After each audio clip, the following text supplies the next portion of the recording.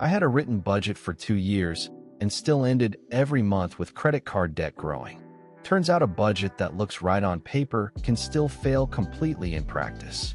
Here are 5 signs yours is one of them.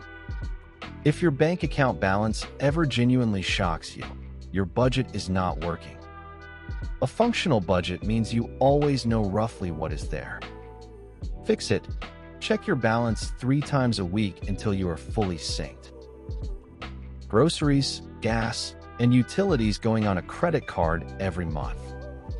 This means your income does not cover your actual needs. You need to either cut spending or increase income. There is no other path. Zero savings means any unexpected expense becomes a crisis immediately. Even $500 in a savings account completely changes how emergencies feel. This is the most urgent thing to fix. Everything else depends on it.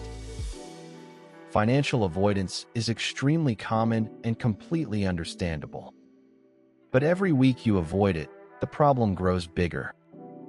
30 minutes of honest review fixes more than a month of avoiding it. Mental budgets always lose to impulse. Write it down even on a single piece of paper, and it immediately works better. Tracking creates awareness, and awareness creates change. The free budget tracker in the description fixes all 5 of these signs in one place.